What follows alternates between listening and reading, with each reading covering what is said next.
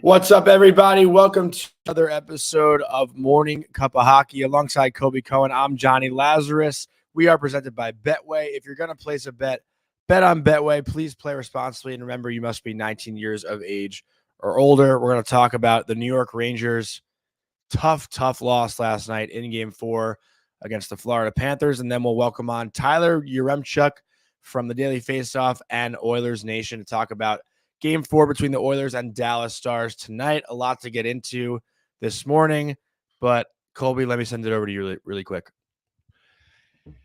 Yeah, I was a little worried about you last night, Jonny, because, you went all the way out to Florida. You were in the building, and that was a tough one for the New York Rangers. And, all credit to the Florida Panthers, who really dominated that hockey game for the second and third period. And Paul Maurice kind of laid it out in one of his interviews with Emily Kaplan. He just said in the first period, he just didn't feel like the Florida Panthers were skating. And that's how it looked. I mean, New York comes out, kind of jumps on them on home ice, quiets the building, and looked like they kind of came to play and looked like, wow, are the New York Rangers finally going to be a team that really puts the Florida Panthers into a 3-1 hole in a playoff series, which we know how difficult that could be. And then that second period comes out and the game the script of that game just was absolutely flipped. And there were some question marks going into the game yesterday, Jonny. We don't normally see both teams making lineup changes. Normally the winning team is running with the same lineup changes. I think one that really caught everybody's eye last night from Florida's standpoint was no Ryan Lomberg. I think everybody knows the energy that he brings. Obviously, he's not Rempe, but he plays that sort of role, and he's that sort of energy guy, and he's the guy who took Jimmy Vesey out of the series. So he has had a mark, and they decide that, they're going to put in Kyle Okposo and Lorentz last night. They take him out. They take Nick Cousins out, everybody's favorite player in the NHL. And it seemed to pay off. It did, because, there were a number of chances that came from that fourth line. I don't think they were that much more of a difference maker than Lomberg and Cousins being. No, I don't. But I actually literally said to people in the press box, and everyone kind of agreed. I didn't notice Kyle Okposo till the third period when he had a deflection. Mm-hmm. Yeah, well, the other lineup changes, Jonny, and I'm curious kind of to get your take on this, because you're out and about and around the team. Is they pull Philip Hedl from the lineup, and they said that it was load management. I know that's not a word, a word that the NHL uses, but the guy's barely played over the last 6-7 months, played 4 games in 6 days, and they decided let's let him take an extra rest. And me personally, I think that's a game you're supposed to lose, and so I didn't necessarily hate doing that. Because I do think Hedl still has the potential to be a little bit of an X factor. I think he creates when he's on the ice, but all of a sudden Jack Roslovic goes up to that top line, and I got to tell you, by the second period, he was stapled to the bench. They pulled him off the line. They put Kakko up there. He didn't see the ice barely in the third period. I mean, he took some shifts in the second, but barely touched the ice or didn't in the third. And again, I'm going to continue my criticism of the way that, Roslovic is just so soft on the puck. He just does not play heavy on the puck at all. And I think, Laviolette has to start juggling lines in a game that is 2-2. That's not a game they're down 4-1 and they're looking for sparks. It's a 2-2 game where you got to take your first line winger and staple him to the bench. Rempe's already not playing a lot. So now you're down to 10 forwards. And then you've got Blake Wheeler, who hasn't played in 6 months as well? No. February 15th. I'm sorry. So 3 or 4 months, right? Yeah. But hasn't played in a while, right? An older guy, not exactly a young guy who just rebounds. And so now you're down to 9.5 forwards kind of as that game delves into the third period.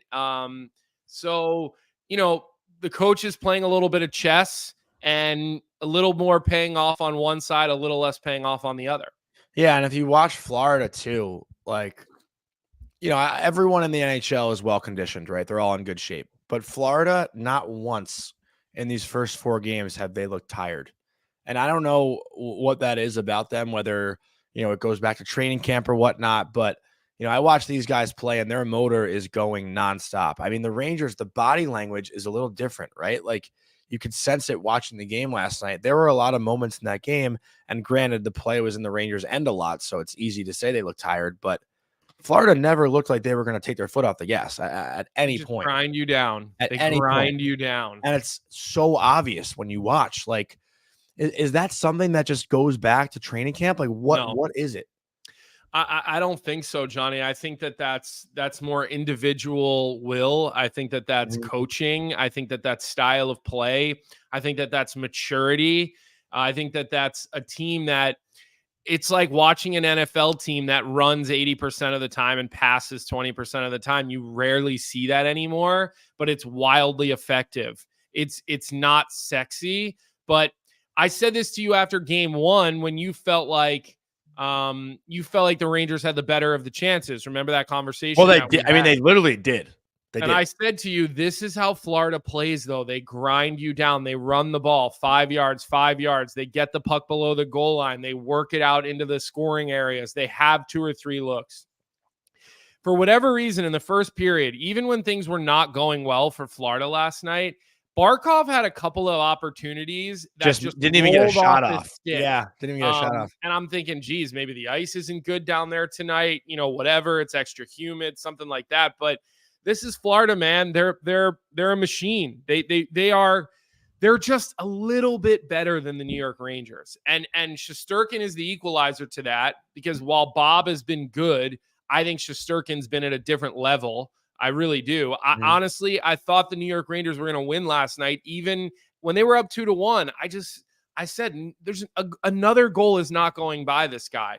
Now, the way that they had to score, I mean, look at the goals New York had to score. I mean, Florida had to score last night to get it by Igor. I mean, they had to make perfect plays, perfect shots, bats out of the air. I mean, he is just on another planet right now. And again, not to say Bob isn't playing well, but he's not facing the type of, assault that Igor is facing. Well, we also said before the series that the goalies would kind of cancel each other out, and that's definitely not the case in this series. Like, there's one clear-cut better goalie, and here's the thing to me that's the difference, and I just wrote about this for dailyfaceoff.com. The Rangers' power play is 1 for 11 in this series. Their PK has allowed 5 goals on 15 attempts for Florida. Rangers' special teams have driven them all year. This is the first time where they're losing that battle. And you look at the first round, I'm not sure if it was all the teams in the second round that advanced, but every team that's won the special teams battle has gone through. And while the Rangers' power play gets one last night, Vinny Trocheck scores a beautiful goal on the power play. Bar down, great setup by Fox and Panarin. They're getting themselves in trouble, and their PK hasn't had an answer for Sam Reinhart. Reinhart himself now has 3 power play goals in the last 2 games. And sure, the ones in game 3 were a little fluky. Like, one, I think, hits off Keandre Miller. The other backhand gets through the arm of Shesterkin. Not the prettiest power play goals, but that overtime goal he scored last night, he scored 15 of those in the regular season. That was their number 1 setup. So, Florida's kind of getting hot right now in their power play. The Rangers can't lose confidence from that. But if the Rangers power play has 1 or 2 or 3 more goals in this series, maybe it's different, Of course, listen, it's not maybe, it is. Yeah. It is different. And it's, you could say that about the Carolina series, but if it goes Carolina's way. Exactly. I mean, and both teams have been incredibly aggressive on the power play, on the penalty kill. I think both teams have just made the decision that if you're going to beat us, you're going to have to just really make pretty plays. And look, I'm going to give Florida some credit first because they won the hockey game, but you break the box, and there are a couple really basic principles of a good power play. And, first off, you want to keep the puck off the yellow. The more the puck is along the kick plate, the more opportunities the other team's penalty kill has to pressure you, because that's what you're taught, is that the minute you see a player's back and the minute you see them trying to pull a puck off the yellow, that's an attack point. The other thing is when you break the box, you've got to be ready to shoot. When you break either a diamond or the box, depending on what a team is playing, you've got to be ready to shoot. And on that overtime goal last night, Trouba runs way high out on the wall. I believe Montour makes a direct pass. It comes up to him. Instead of going back to the half wall, what does he do? He breaks the box, or he breaks the diamond down to the goal line, right? And then it's one touch pass out to Reinhart. And here's the replay. You see Trouba along the wall, and that's when him and Gaudreau get split there. And that's what I'm talking about when I say breaking the box or breaking the diamond. When that happens, teams that attack are successful. They are. And they were incredibly successful there with that tic-tac-toe play, and it leads to a goal. Now, on the other side, Johnny, I thought the New York Rangers power play last night looked good. They had good looks early when they didn't score.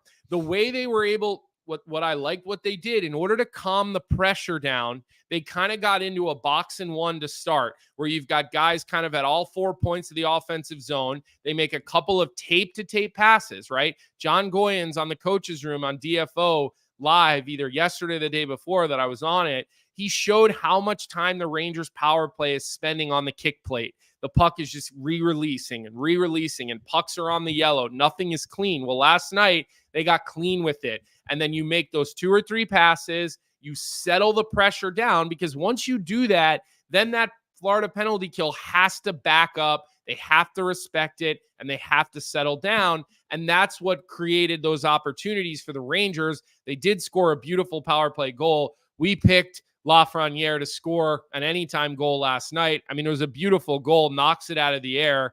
I thought, honestly, forget his goal, whether he scores that goal or not, he was definitely the best Ranger forward. I thought Trocheck had a good game too.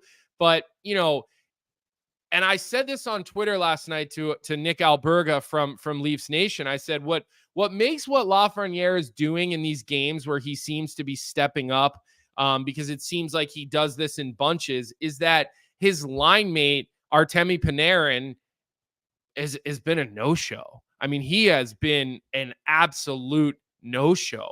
It's like, you don't even know if he's playing in these games or not. He's been so quiet.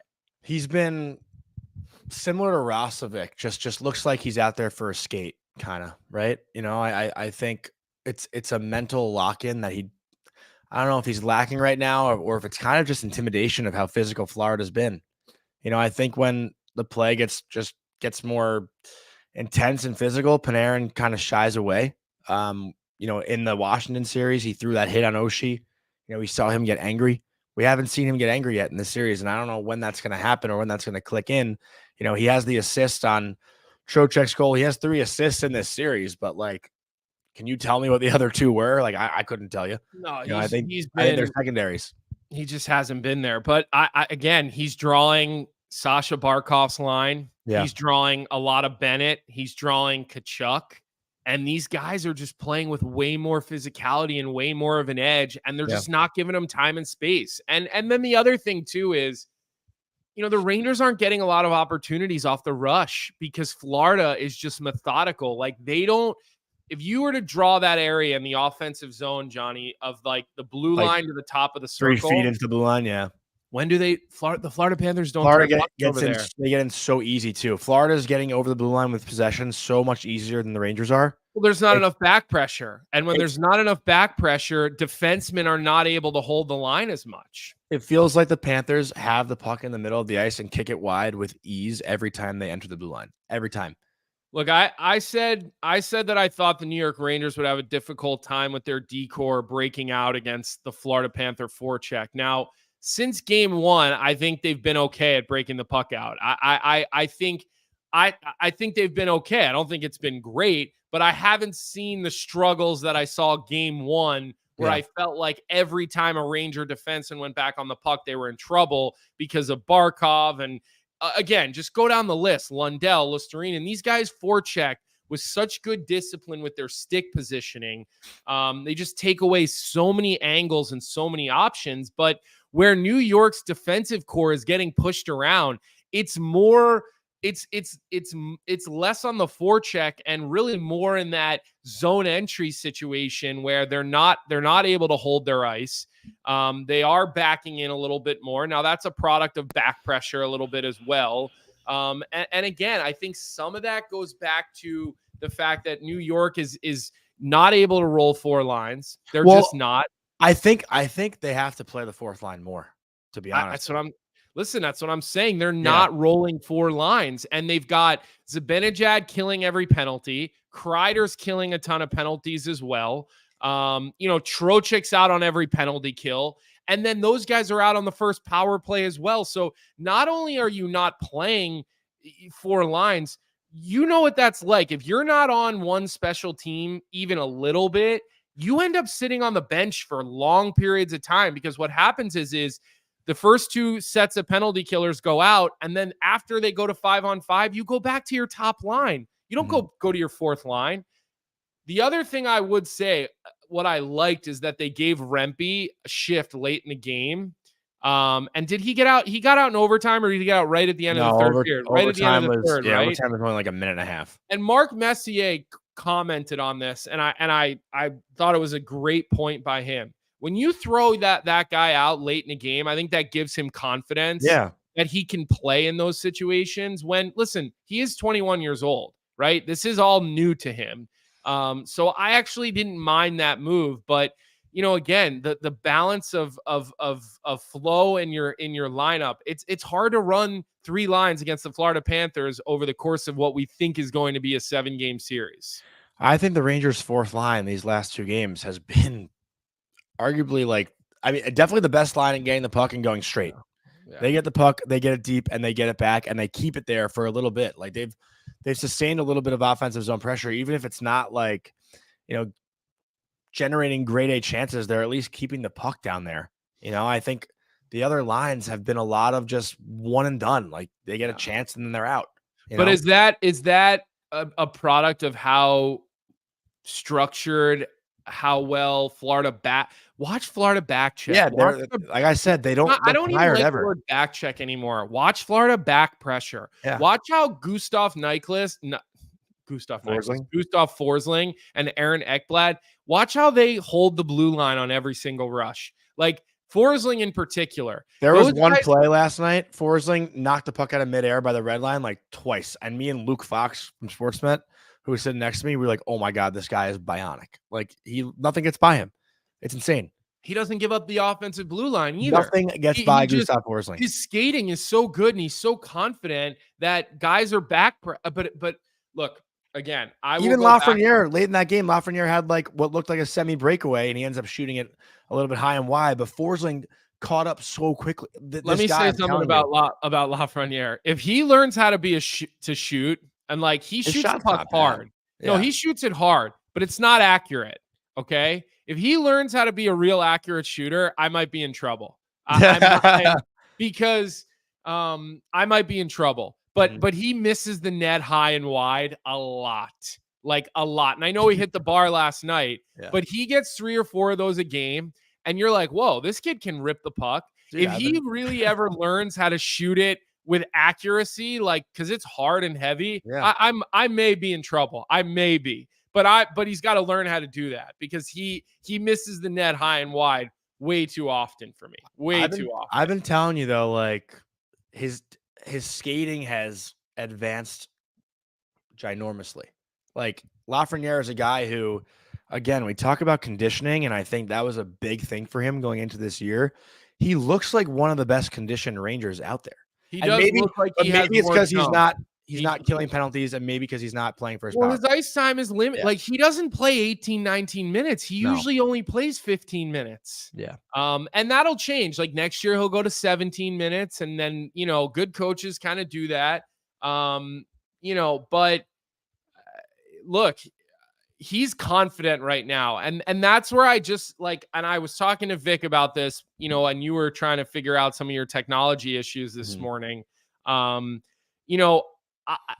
I try not to live in a day-to-day bubble and try to look at more of a full, full picture situation. And look, I know it's fun, and like all your Ranger fans, every time he does something are all on me on social media, which is fine. It's all good. And we did pick him to score an anytime goal last night, and I gave the reason why. He's streaky. Now, here's the reality is that he's got to continue this now for the next couple of games, because the Rangers do not have a lot of life in their forward group. They just don't. I don't think, Mika, I know he hit a post last night, but the play he made on the game on the penalty, which leads to the game-winning goal. I mean, that was a god-awful play to Blake Wheeler. And it's interesting. He almost, and here's a replay from ESPN. He didn't it was such a soft play. It almost felt like once he made it, he knew he was in trouble. And then, I mean, look, that is a dog shit call by the official. I know it worked out for the Panthers, but have a set of balls. That's a penalty shot. Yeah. And I know everybody was responding to me last night. Oh, well, they didn't call this and they didn't call that. Listen, at the end of the day, they put their whistles away in the third period. There were some soft calls both ways in that hockey game, but that was a blatant penalty shot. I don't care what time of game it is. I mean, that is a textbook blatant penalty shot. And I know all the Rangers fans, like, we would have rathered a penalty shot. Yeah. I was hoping for I don't agree. I don't agree with that. I know Igor has been all world. But think about the pressure on the shooter in that position. Barkov at a 50% shooter on penalty shots. I mean, that guy's a gamer. I mean, that guy is he might be like the perfect hockey player right now, Sasha Barkov. He may be the perfect hockey player. If Barkov misses that penalty shot, you lose the game. You do. How do you bounce back from your captain and best player on home ice not scoring on a penalty shot in overtime to win the game? Like, that gives the Rangers so much momentum and just so much life. But it was funny. Like, after the game, Paul Maurice, he said in his press conference, like, if I were able to choose, I don't know which one I would have chosen. Like, it's so hard to pick in that scenario, like knowing how well Shesterkin was playing, but also knowing the confidence they have in their power play right now. Yeah. He has been like fun to watch. I mean, he's so good. He's so good. If I was texting with Tyler last night, who's going to come on the show from Oilers Nation in a few minutes when we switch gears and we talk about that series. Imagine like you put him on the Edmonton Oilers, Shesterkin. Like, imagine how many he's insane. He is like, I mean. He's just been so good. I mean, you look at the way that Florida had to score last night. I mean, they had to work for their goals. Like, they really had to work for their goals. That's frustrating. And he's playing at that level. He really is. And Jonny, something to be concerned about if you're the New York Rangers at this point is Reinhart has entered this series. He's got 3 goals in his last 2 games. 3 power play goals in the last 3 power play goals in his last 2 games. He had 1 power play goal up to that point. Florida's got 5 power play goals in the series. Yeah, 5 of 15. And Reinhart's feeling it. And that's troubling. I mean, that's real troubling. If you're a Buffalo Sabres fan, you better hope fucking Devin Levi pans out, because you must be fucking kicking yourself right now watching this guy light up the NHL. I mean, Reinhart had 57 goals in the regular season. He's like, where do you think he ends up? He's gonna stay. How could he not? He'll stay and he'll get paid. I mean, who wouldn't want to play for the Florida Panthers right now? Right? Like, just living down here and no state income tax. Just the overall vibe of the group, the coaching staff, the organization as a whole. It seems like everything is continuing to trend in a positive direction for Florida. Their fans are great too. We thought it'd be like more, 60-40 Panther Ranger fans. There's a lot of, there are a lot of Ranger fans in the building, but the Panther fans, they have shown up and they've been loud. Like, it's a passionate fan base down here in Florida. And 3-4 years ago, you weren't really saying that, Yeah, we would have expected to see a sea of blue down there. You really would, with all the transplants. I mean, just not because I thought Rangers fans were loading up planefuls of people, but it's just a lot of New Yorkers live down there. I mean, look, my mom, we're from Philadelphia. She lives in Boca. I mean, like that's what people do. They get to a certain point and they're like, I'm going south. I'm going to Florida. I'm going to live in the warm temperature. Look, the Florida Panthers. Look, I thought if the New York Rangers could have found a way to get that game and got a bounce in overtime, I thought maybe they could get this series done. But yeah, again, I'm not being a hater, and I know your Rangers fans will think that I am that watch our show. But I said this. I told you yesterday, no comfort in New York, dude. My heart would have loved to have seen the New York Rangers. I thought it would be good for the league, but my head tells me even at 2-2, I think that the Florida Panthers are in control of this series. I think they're the better team. I think they've been the better team. And I think that they're just so deep and their defensive group is so big and so strong and they play north so fast and they have a good goaltender. And it's hard to imagine them losing the series. Even at 2-2, it's really hard to imagine them losing the series. Yeah, and Colby, Daily Faceoff put out a poll in the chat earlier, about 50 minutes ago, and asked, how will the Eastern Conference Final play out? 13% of people said Rangers in 6, 28% of people said Rangers in 7, 28% of people said Panthers in 6, and then 32% of people said Panthers in 7. Pretty even. Yeah, pretty even, but it seems like the majority think Panthers in 7. I mean, if if this series goes 7 games, I mean, it makes up for anything that people complained about as far as series not being entertaining enough. Yeah. Oh, listen, 3 straight games of overtime. Unbelievable entertainment. Like this series has been unbelievable, and being a part of it I feel like I've been able to enjoy it, but it's a lot more stress. Like I almost wish I didn't have a dog in the fight so I could really just sit back and appreciate it. But this has been one of the most like roller coaster series I've been a part of. And Vic, I know we had a Twitter question that we wanted to pop up on the screen. If we can get to that quick. Ryan Schwartz, Jonny, why do you think the Rangers seem almost content just parking the bus for such a long period of time each game rather than attacking? I don't think that's them being content. I think they just don't have a response. Like Florida just has been bringing it and bringing it and bringing it, and the Rangers don't have an answer. And I think that's what we're seeing. I don't think it's like hey boys, let's just sit back and let Igor handle all the work. No, that's not what's happening. It's literally unexplainable. And the question was asked to Laviolette, what is the difference between the first period and the second? Like, is there an answer for that? And he straight up said, I don't know. We just have to be better. We have to.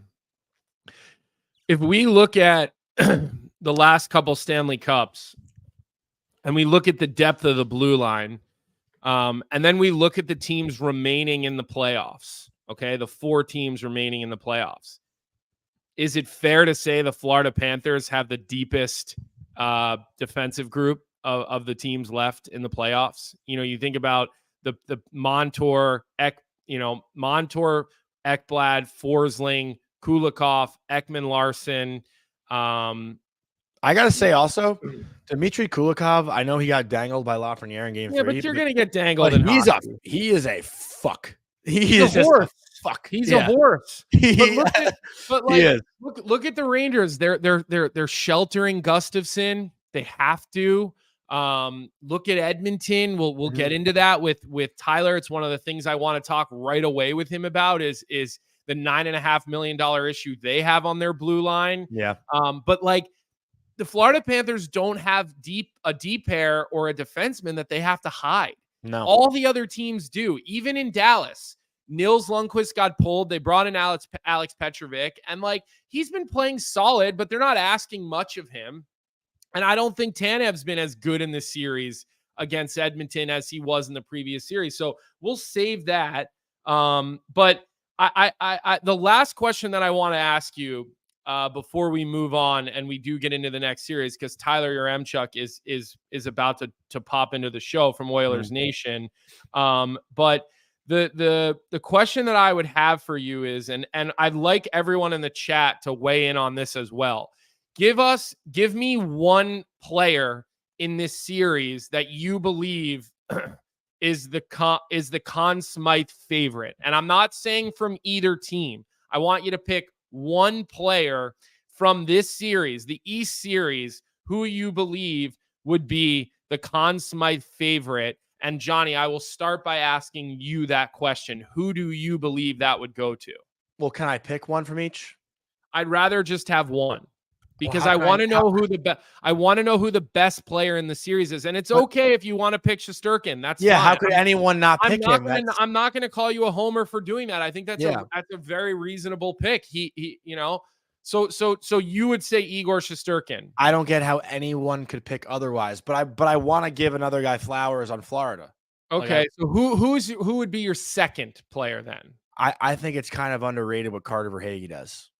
I mean, that guy just continues to produce and perform. I mean, look at it. He's what, second in goals in the playoffs or something like that? And he's got 3 goals in 4 games in this series and 6 points in 4 games in the series. Like this guy, it's not like it's so loud and so noticeable, but all he does is fucking score goals and produce. It's the craziest thing. Like every time the puck is on Verhaeghe's stick, I think it's going in every time. He is such an incredible threat for Florida that. And is a guy who kind of like in the earlier parts of his career, right? Like didn't have a home. And Maurice, what? No, it's just funny. Like you're right. He didn't. And I think he was with the Islanders for a bit. He was with Tampa for a bit. I think Toronto drafted him, right? I think Vic might check on that for us. But yeah, Leafs traded him to the Islanders for Grabner. So you wouldn't put Forsling in the conversation? No, I would. But for Hagee, I think he has goals in I mean, Tampa Bay's got to be sitting there really kicking themselves in the face for not. I mean, he was a 4th liner on that team. Yeah. And they kind of said Ross Colton will be cheaper, but we think Ross Colton can be what Carter Verhaeghe is. Well, Ross Colton doesn't even play there anymore. He plays in Colorado now, I believe. But I think I would say Igor would be my pick. And I would say Barkov for me would probably be second. I think Barkov is so dominant. I'm not even just looking at points here, Jonny. I just think the most dominant player on the ice is Sasha Barkov. Yeah. And I think Gustav Forsling would be my third. But to me, Igor's been the best player in the series. The series is tied 2-2. I know it's easy to forget that because Florida won last night. So look, this has been wildly entertaining. This series, I mean, these games have been so good. There's just been so much of everything. Not having a horse in the race has been really entertaining. I think hockey fans are getting their money's worth. So why don't you take us to Pro Rasso, Jonny? We'll bring in Tyler and then we'll go west because I can imagine he and the Oilers Nation boys are fired up right now. Game day in Edmonton, need a response after they shit the bed the other night. So those guys are going to be fired up. Yep. So we're going to bring on Tyler Yaremchuk. And before we do that, this is our playoff preview presented by Parasso, the most complete choice for shaving and beard care made in Italy since 1948. Parasso has been a staple of Italian culture and barbershops globally for 4 generations. So get 15% off at parasso-usa.com with our promo code hockey15. That's 15% off at parasso-usa.com with our promo code hockey15. Let's bring on Tyler Yaremchuk. Colby, I'll give you the first question here because I still have to redeem myself from the Donkey of the Day award on Oilers Nation. So I'm going to let it settle in a little bit. So Tyler, first off, are you already at the office, already at the studio today? This is an early morning for you, huh?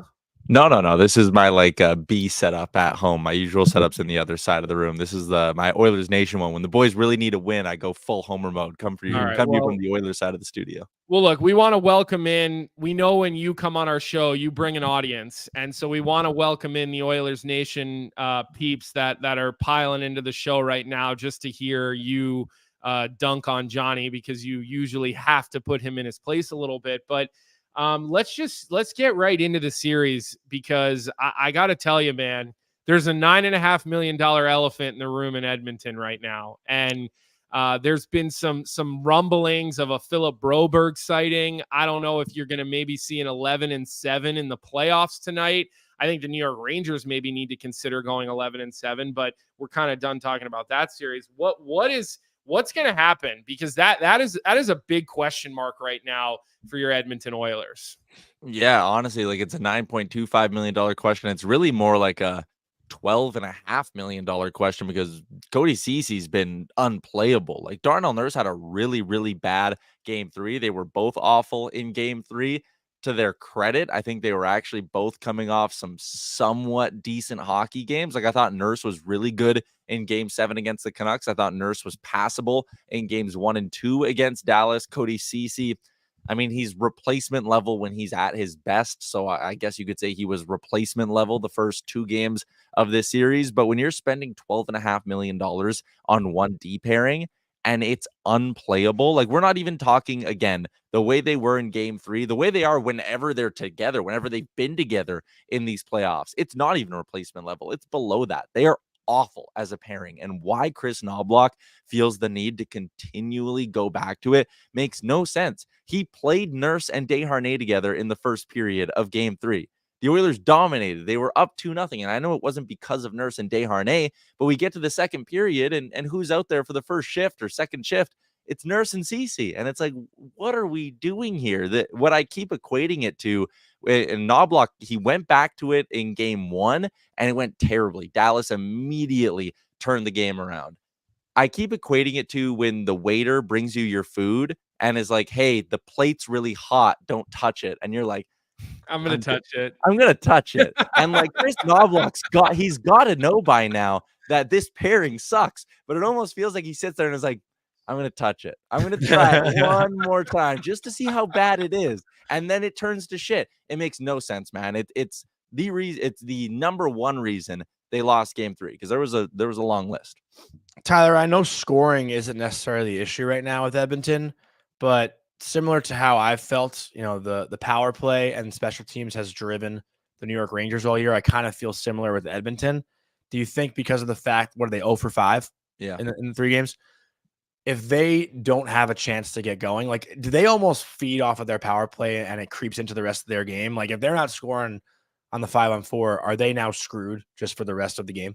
The way I look at it, like, it's such a big strength. And I know people love to do the whole, like, oh, well, you need to be able to play good at 5-on-5. And I get that. But like having an elite power play is a big helps. It's what makes the Oilers, right? So part of it is the fact that the power play opportunities are down in this series. And I know Chris Knobloch spoke about it. I didn't think the officiating was bad in games 1 and 2. Like I actually thought Dallas played their typical, really disciplined brand of hockey.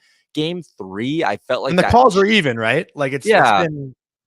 the calls are even. In game 3, I thought, when it was 2-0 Oilers, Dallas got real frustrated and they got really sloppy for about 12 minutes. And the refs missed a high stick, missed a boarding, missed a trip on Connor Brown, a trip on Draisaitl. There were 4 penalties. I went back and was like, you could have easily called those. I felt like game management. They gave the Oilers the first power play. They were up 2-0. They didn't want to give them another one. But that, like I mentioned, Nurse Cece are number 1. Officiating is 6 or 7 on the reasons why the Oilers lost. But I do think offensively, this team is having some struggles right now. Like the numbers I pulled up yesterday at 5-on-5, in the first period in game 3, the Oilers had 25 shot attempts. Only 10 of them turned into shots on goal. When you look at the game as a whole, they had 52 shot attempts and only 16 of them turned into shots on goal at 5-on-5. And listen, I'll give Dallas a ton of credit because they're getting in the lanes and they're really good with their sticks. And Pete DeBoer obviously has that team in a really strong system. But the amount of time the Oilers are getting the puck in the slot and they got to stop it and look up. And it's like they're players on a beer league team, man. Like they've lost their killer instinct in the offensive zone. And that's right from the top down, I think. Like McDavid and Draisaitl at times have been a bit too hesitant, although McDavid was better in the first period of game 1. And it feels like they want to pass the puck in the net and they're trying to be perfect. And when they get the puck in a decent opportunity somewhere in the offensive zone, they almost need to like double check that it's a good opportunity before they shoot. So they've been way too hesitant in the offensive zone. I even look back to last game, like, Dallas scored 4 goals. Great. The Oilers were on home ice and had a 2-goal first period. there's no reason why this Oilers team every once in a while can't go out there and pop home 5 on a team. Mm-hmm. Yeah, they just haven't had the ability to stretch it out like we see them do in the regular season when they're able to extend those leads. Look, I know you guys are heavily Oilers focused, Oilers Nation for a reason, but you were boots on the ground in Dallas for game 1 and game 2. I know game 3 travel woes struck, and you landed during puck drop, so you guys weren't able to make it into the building for game 3, but I assume you'll be back there for game 4. And let me ask you, how concerned are you with Ropa Hintz being reinserted into this series? Because I thought we're just calling him Hintz now. because it just seemed like things drastically changed in that hockey game with his influence, especially on Robertson, but just, you know, you watch how he forechecks, you watch how he closes on guys, you watch how the Edmonton Oilers D group is a little more back on their heels and a little more uncomfortable with his presence. And you also got to think he's going to get better the more he plays and the more his conditioning levels come back. Yeah, it's really concerning. And what really scares me is the way he reslots their depth. Like, when Hintz is out, it's Matt Duchene and Wyatt Johnston as the top 2 centers. And you kind of look at that, and I think it was honestly true in games 1 and 2. And it's like, okay, manageable. Yeah, even if Dallas gets their matchups, like, I'll take big playoff Leon Draisaitl up against rookie Wyatt Johnston. I'll take Connor McDavid against Matt Duchene. Matt Duchene's not good defensively. And now Hintz is back. And it's like, okay, now one of Draisaitl or McDavid have to deal with Hintz. And now Duchene is getting slotted back down. I know on Daily Faceoff we have him listed as the second line, but it's really the third line. Now that third line gets a great matchup, and it's Duchene and Sagan and Marchment, and they get a chance to create a little bit more because, you know, they obviously have great chemistry from the regular season, and they're away from one of the 2 big dogs in Edmonton. So it's dangerous because Hintz is a great player, obviously, and a really good defensive centerman. He's going to be a pain in their ass, and he's waking up Jason Robertson as well. But the second part of it is he pushes down everyone in that lineup and makes Dallas's depth way better, and that's a problem for the Oilers because their third line sucks. Well, to that too, seeing Jason Robertson wake up in game 3, does that spark an incredible fear in the eyes of Oilers fans? Like, it does and it doesn't, because I look at some of those goals and it's like, yeah, they gave him way too much time and space. And when you give a really talented player time and space, they're going to burn you more often than not. But that third one can't go in though too. Like in the third period, that was terrible. Yeah, I think there's a lot more reasons than just Skinner on that. I didn't think that goal was as soft as I think some people thought, and I thought Henrik Lundqvist did a nice job on the broadcast. I know you guys are watching Sportsnet in Canada. We're watching TNT on that series, which we're really lucky to have. But Lundqvist talked about that RVH thing that the goaltenders do, and what he said was that Skinner reached. Had he just stayed in it, he would have been okay. But you watch Robertson, he makes that little deke, which kind of makes Skinner reach. Like, again, is it my favorite goal? Should he have stopped it? Yes. But I've seen him let in worse goals. Like, I don't think Skinner has been the problem. I see people calling for Picard again. Like, I think Skinner has made the last 2 games, has made a ton of saves that are like, are golden opportunities. They're grade A's. Even in the last game that Edmonton won, I thought he stood on his head in that game and it could have gone the other way. For me on that goal, and we broke down the highlight 25 times on Owen every day yesterday. I'm sure you're sick of talking about it already. Yeah, but you look at where so the puck gets to the top of the zone, they can't get it out. If you go watch every single one of Dallas's goals, I'm pretty sure, within the 20 seconds before the goal happening, the Oilers have a chance to get the puck out and they can't. Very common theme in the last game. But the puck gets to the top of the zone, turns around, goes right back down low. Cody Ceci is on top of the faceoff circles. Why is my question. And then when it gets down low, Robertson has it, and Leon Draisaitl's not quick enough to get back to cover for Cody Ceci. So Darnell Nurse feels like he can't leave the guy going to the back door wide open. So Nurse just kind of goes on one knee in no man's land and covers nobody. And then you give Jason Robertson, I think we counted 3 full seconds with the puck down low. And if you're Stuart Skinner, you're sitting there staring down a guy who's already burned you a couple times in this game. he has the puck for 3 full seconds down low, which is an eternity. And you have to, for a second, if you're Skinner, look and be like, well, no one's covering anyone. You have in front of the net Darnell Nurse just on one knee in front of you. Okay, well, that's very easy for Jason Robertson to send one backdoor. Leon Draisaitl's not on his guy yet, and Cody Ceci may as well have gone for a line change. So should Skinner have stopped it? Yes. Should that opportunity have ever happened? No. Should Jason Robertson ever have 3 seconds in front of the net? No. So, like, again, pile on Skinner, sure, I guess, but like, man, at some point you need to help the guy out a little bit. Yeah. Well, you watch too on the Robertson one-timer goal, the duplication that happens, like, that's a big buzzword. At least, Bruce Cassidy used to talk about this all the time when I played for him. When you duplicate on the walls, right? Meaning there's a play, let's say around the top of the circle, and a winger goes down on him and a D is already up on him, and that duplication happens.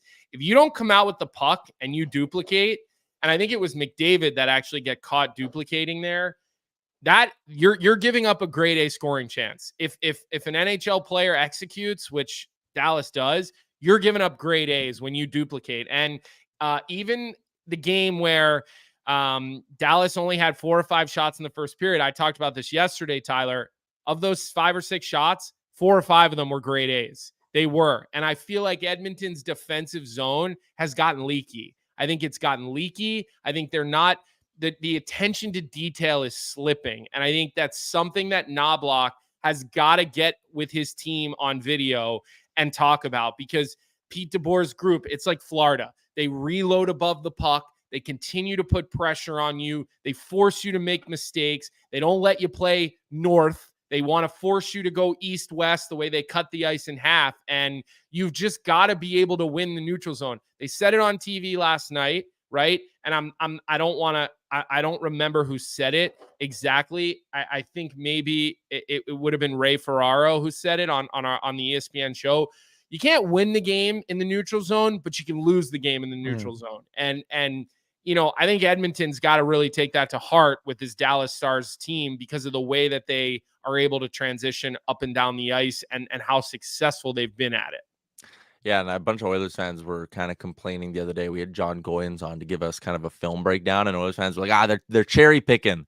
Dadonov and Marchment, they get 2 breakaways a game. They're sitting there cherry picking. And I don't think it's that, because they're doing it safely. And Goyens kind of pointed out that, like, when you watch, like, they're not flying the zone until they are absolutely sure that their guy has control of the puck and that they're going to be able to get a chance out of it. So I think that is something as well. Like, the Oilers have gotten caught flat-footed a couple times, and it's resulted in Stars breakaways. Like, you talk about Skinner, man, when that game was 3-2, Skinner stopped Marchment on a breakaway and just made a beautiful read to stop it as well. That goes in, man, and that game is over a lot earlier than it was. Tyler, I just want to ask you what the energy is going to be like tonight, because I feel like the Oilers, similar now to Leafs fans almost, where like you can get up and you just feel like nothing's ever safe, right? So the Edmonton Oilers have had really good starts to these last 2 games. In game 2, they aren't able to finish. In game 3, they're able to finish, but they can't hold on to that lead. Like, what the hell happens between the first and second period where that collapse is just unavoidable, it seems, in these past couple games? Yeah, it's going to be a nervous energy tonight in the building. Like, again, Oilers fans, there are some fan bases who are just kind of like blindly going into the games, right? Like, I think of when I go to games when I go to playoff games in LA, and they just like randomly cheer for things. You're like, that doesn't make sense. I don't think you guys really know that much about what you're watching right now, which is fine. They're fans and whatever. But in Edmonton, it's like, it's a smart fan base, man. And the people who shell out the thousands of dollars to go to a playoff game in Edmonton, they know the sport pretty well for the most part. Like, they're not dumb. So tonight, I don't know if there's really going to be a lot of just like blind cheering and blind standing ovations for this team. I think it's going to be a real nervous energy in the building. Well, look, I think the way they get up before the game, they sing the anthem. Yeah, I mean, the unreal. energy, it's one of the only buildings left that I think you can really feel. You can feel the atmosphere at home. And I think we've hit on this show a couple of times. The last guy that I want to ask you about in particular, and it's a Dallas Stars defenseman who I got to think the Edmonton Oilers and the Edmonton Oilers fan base are sick of seeing Chris Tanev. I mean, the guy just pops up. in the worst way possible for the Edmonton Oilers every year. He just brings so much grit and so much character to his position. Maybe the Edmonton Oilers need to go out this summer and find a way to get this guy into Edmonton Oilers colors, because they got to stop running into him in the playoffs. Yeah, and I agree. Like, I love the kind of defenseman that Chris Tanev is, and he's a pain in the ass. And I talked about the Oilers' problems getting pucks through, and one of them is that Chris Tanev gets in every single lane, and he's an elite shot blocker. But at the other side, the most Oilers thing to possibly do would be to get, again, frustrated by Chris Tanev in multiple playoffs and then go sign him when he's 34 years old and get the worst possible years out of Chris Tanev. Well, look, you're most likely going to see a new general manager after this year. I mean, it's not 100% confirmed, but it's 99.9% confirmed, right? Like, Holland will not be back as a general manager, so you really have no idea. What they're gonna look like and what's gonna happen this year. And look, if Edmonton loses, I mean, I hate to say this, but it is something that is a realistic scenario. I don't know how realistic. Could this be Leon Draisaitl's last game in Edmonton as an Oiler?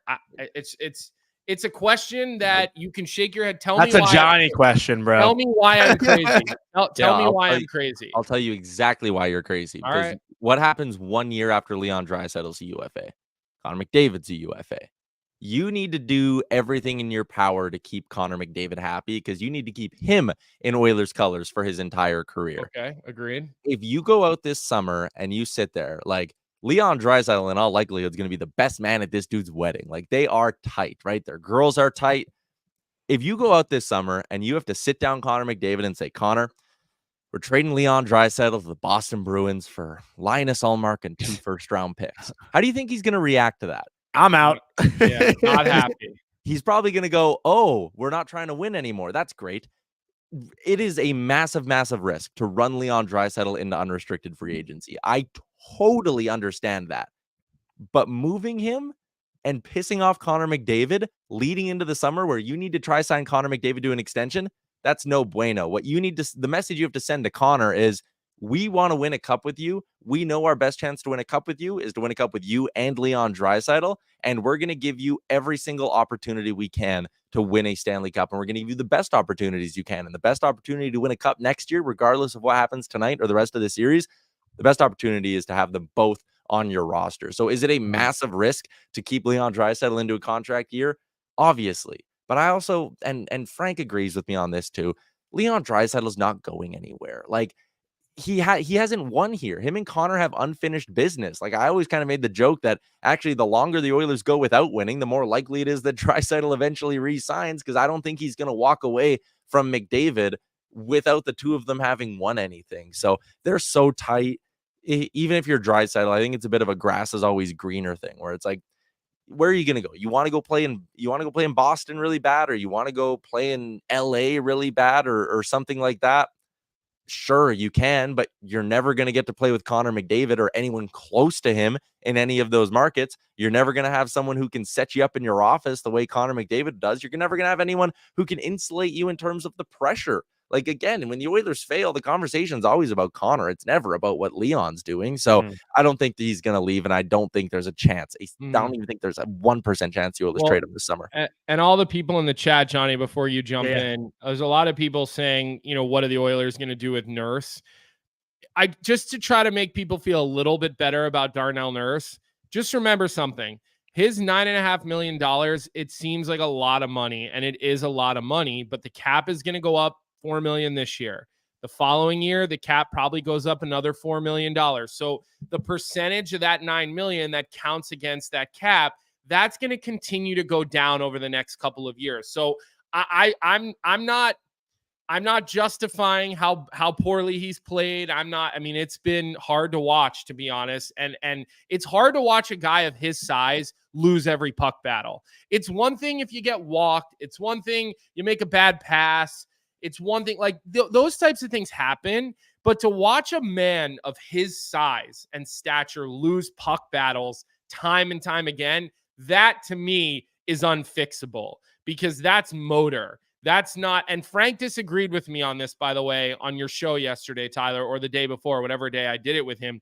He said to me, it's not a motor issue. And I said, well, I don't know what you're watching then, because I'm watching this guy get out battled on every puck. So he's either injured or he's not ramping his intensity to the level of other players. But all I'm saying is that $9+ million is going to look less and less of a problem over the next couple of seasons. And I know that's easy for me to say, sitting here in Villanova, Pennsylvania, a million miles away from Edmonton, right? But just to give you a little bit of solace on that. Well, I saw someone threw this idea out there on Twitter, and it kind of was like, I was like, whoa, that makes a lot of sense. Go around the league. Who's another very expensive, overpaid defenseman who isn't coming off a good year? It's Erik Karlsson, Kyle Dubas, Sioux Greyhounds GM, Darnell Nurse, drafted into the OHL by Kyle Dubas. Him and Dubas go way back. We know the Leafs would have had interest in Nurse had he gotten unrestricted free agency because Dubas loves his Sioux Greyhounds. If you're Pittsburgh, you don't really need the power play quarterback of Erik Karlsson. That was a square peg, round hole kind of fit. And obviously the Oilers have Bouchard. They don't really need Karlsson either, but I'd rather have the puck mover than the guy who gets burned every second shift. Who says no to that? Doesn't Karlsson have some money tied up in San Jose as well? So he's not quite as heavy of a cap hit. I'd have to look it up. He's but 10. I know 2 more years for 10, or 3 more years for 10. And how many years does Darnell have left on his deal? Darnell Nurse has, I think, 5 more years at 9.2. That's the length of that makes that really, really difficult. Really, Wait, really. I lied. He's got 7 more years. Oh, jeez. Sorry, Nurse, that Nurse Twitter does? trade. Yeah. With that Twitter trade just went up in smoke. I don't know, man. I think Pittsburgh, they need to change something this summer. Well, I don't think Darnell Nurse is the answer. Yeah, but just getting away from Karlsson and getting a younger option in there, and Nurse, a guy that maybe fits your system a bit better, because again, you already have Letang. I don't know. Yeah. He's All 29. right, Johnny, you have one more, and then I'll finish up with him after that. Yep, I just have one more, and this kind of leads into Betway, I feel like, as well, Colby, if we want to get into that. But we talked about Dylan Holloway last time you were on here. We gave him his praise. 3 games in, no points, -2. How's this guy got to get going? Because, I mean, Edmonton, we talked about it. Offense isn't the issue right now, but they need all guys going, and Holloway was one of those guys when they were winning games. He was a big part of it. Yeah, I actually listen. One of the things that really frustrated me with that Oilers effort was there weren't enough players who were going out there and playing with a little bit of desperation to try like get themselves out of those jams. I thought Dylan Holloway still was kind of flying around the ice, so I haven't had a big problem, even if the boxcars maybe aren't backing that up. I think he's been okay. He had that breakaway earlier in the series that he missed on. He still moves his feet well. He still forechecks really, really hard. And can I give you a number? I just looked it up here to double check. Mm-hmm. When Dylan Holloway has been on the ice with Cody Ceci in these playoffs, the Oilers have been outscored 5-2 at 5-on-5. Okay, -3 when he's with Cody Ceci. When Dylan Holloway has been on the ice without Cody Ceci in these playoffs, +5 at 5-on-5. It's a -3 to +5 swing. Basically, any Oiler that has shitty numbers, just go to Natural Stat Trick, use the line tool, punch in their name and Cody Ceci, and you'll be like, oh shit, that's pretty crazy, actually. Like, again, he's not an elite defensive player. He's not going to go out there and change the pulse of the game with a good play in the D zone or anything like that. He's been out there stuck in the D zone with defensemen who don't know what the hell they're doing, and it's hurting his numbers and it's hurting his ability to actually do things on the other side of the ice with Leon Draisaitl. And Leon Draisaitl, I think his number, the split's even worse. I think it's -5 or -4 with CC and +5 without CC. So basically, if we hear a story that Cody Ceci's car tires got slashed and he missed tonight's game, and no Uber would go pick him up, we know Tyler put the hex on him and made it so he couldn't get to the game. Tyler, I'm gonna put you on the hot seat a little bit, okay?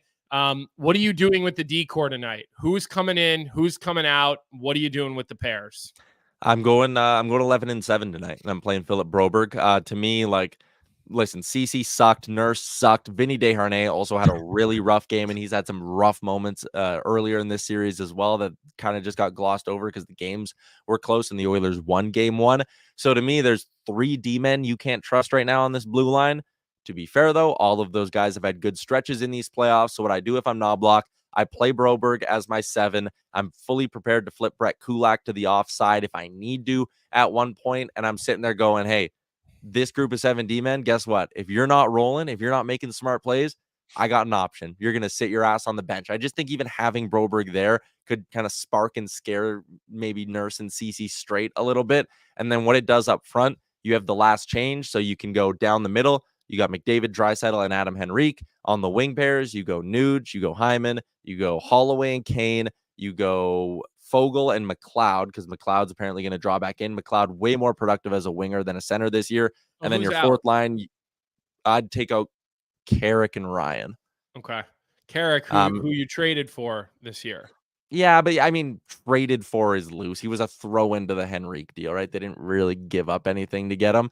And then I go Janmark and Brown on the fourth line, and I'm rolling my 3 centers. You got last change. You got, some decent offensive players kind of on every wing pair there. And you're going to roll McDavid and Draisaitl out there a ton and try to get them in some gravy matchups. Well, and it's funny because Connor Brown just took an absolute beating all season, especially from you guys. Liam just absolutely kills him on Oilers Nation, and he's actually been productive. He's made some plays in the playoffs. Like he's kind of redeemed his season a little bit.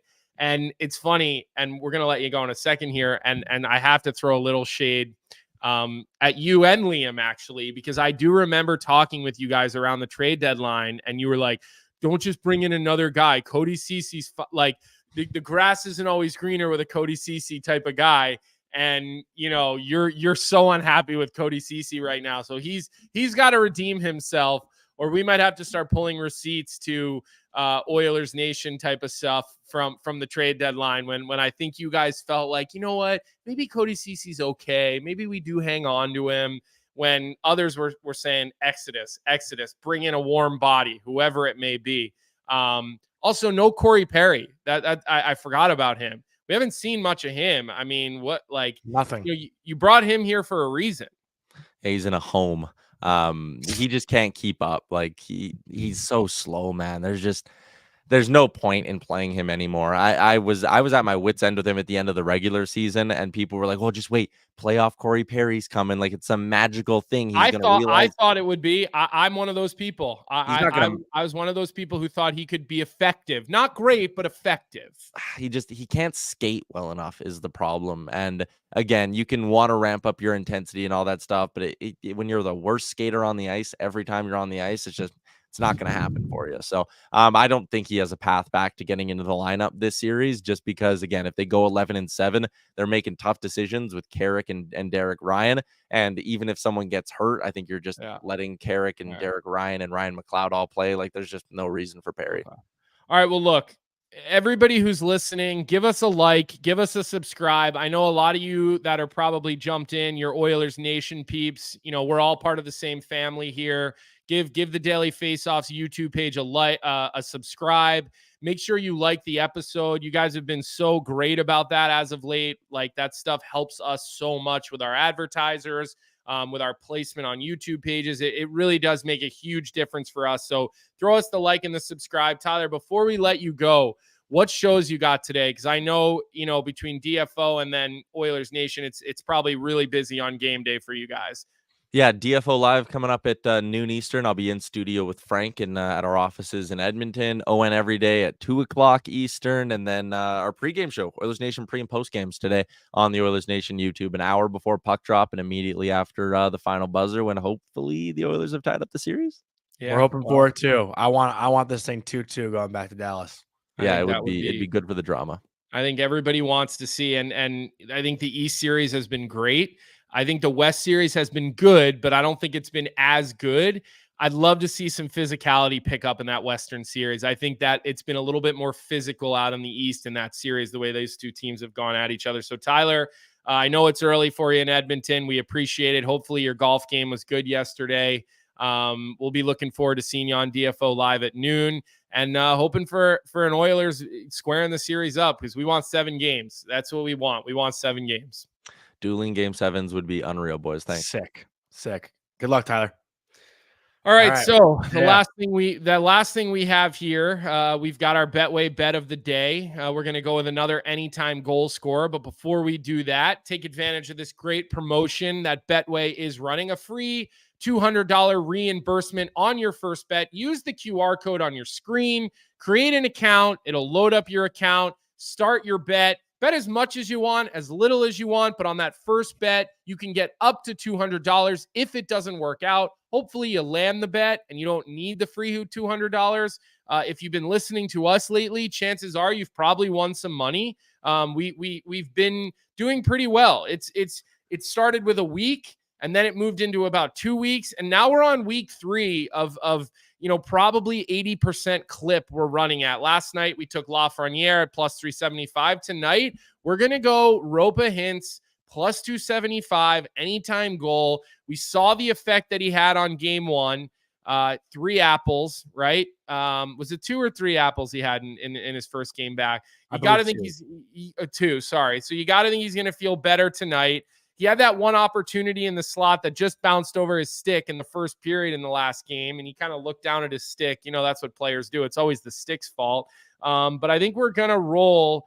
We're going to roll with that plus 275 Ropa Hintz to score anytime goal for our Betway bet of the day. Jonny Jeremiah threw in the chat, how far back did you know Will Smythe signed with the Sharks? I don't know if we want to just quickly hit on that and what that means and what that domino effect could be. All you. So yesterday, Will Smythe signs with the Sharks after World Championships, forgoes the next 3 years at Boston College, 4th overall pick. Macklin Celebrini will sign. I don't believe the hype around him potentially going back to BU. It's never going to happen. And so now again, the watch goes to Ryan Leonard. What's he going to do? Boston College fans got really angry with me when I said this before. I'm going to say it again. When an NHL team is telling you you're coming into play right away, I think that's hard to turn down. I think once the TJ Oshie retirement announcement happens, because I do believe that's coming this summer. Again, I don't know for sure, but I believe that's coming this summer. I think then the Washington Capitals start pressing Ryan Leonard to come in right away and play. So Boston College loses Will Smythe. They're reloading. I still think they're the team to beat next year, even with Smith and Cutter Gauthier. They bring back their whole decor, their goaltender. Their freshman class coming in is insane. The guy, Hagens, is going to be the #1 overall pick in next draft, probably. That's coming in. So it's not like he's not going to have players to play with. Perot he'll have. Well, that's what I was going to say. Hagens can come in and just be the center on that line. Yeah, exactly. But again, and it's not just Hagens. They've got the guy Teddy Stiga coming in. They've got a defenseman Will Skaken. He's going to be maybe a late first, second round pick. So big news for San Jose. Like, it looks like they're going to have their 1-2 punch down the middle now for the next 10 plus years. With Smith and Macklin Celebrini. Mm-hmm. Great stuff, Colby. Great stuff from Tyler Yaremchuk. A lot to look forward to. The hockey has been awesome. I don't have any final thoughts before we end today's show. Do you have anything else you want to say? Maybe just throw another like and subscribe to the Daily Faceoff YouTube channel. Again, huge for us. We can't overstate how important those likes and those subscribes are. It's not something we like to constantly bring up. I feel like we probably don't bring it up enough with you guys, but again, it's it helps us so much, with everything that we're doing here. And the last thing I'll say, Bobby Bow in the chat, Colby, you actually think Leon and Connor stay long-term in Edmonton? I don't think Leon ends up in Edmonton long-term. I really don't. I think that I've heard rumors. I've heard his girlfriend wants to go Sunny. I heard she's an actor. I just don't see it. I really don't. I think that he's going to want to test the waters, which I think is a huge risk you run. We'll see. We'll see. I think it's good when the Edmonton Oilers are good. So I love it those guys stayed, but I'd also love to see Leon Draisaitl playing in, New York or Boston or a big somewhere on the East Coast, a big East Coast market where I can watch him play at 7:00 every night and not fall asleep at 10:30 selfishly. So we'll see what happens there. I think Tyler has a good beat on it. I think Frank has a good beat on it. And we'll see what happens. But it's just, I'm just making a guess, Bobby, and you asking me that question. I don't, it's just, that's my guess is I don't think he stays there long term, but we'll see what happens. Big thanks to the chat. Big thank you to Tyler. Big thank you to Vic. Hope everyone has a great day, and we'll be back at it again tomorrow morning at 9 a.m. to talk about Game 4 and preview Game 5 between the Rangers and the Panthers. What's up, hockey fans? If you enjoyed that video, then you need to be hitting the subscribe button right here at Daily Faceoff. Exclusive interviews and analysis from our hockey insider Frank Saravalli, fantasy updates from Brock Sagan, and a daily live show at noon Eastern Monday through Friday. You don't want to miss any of the fantastic content.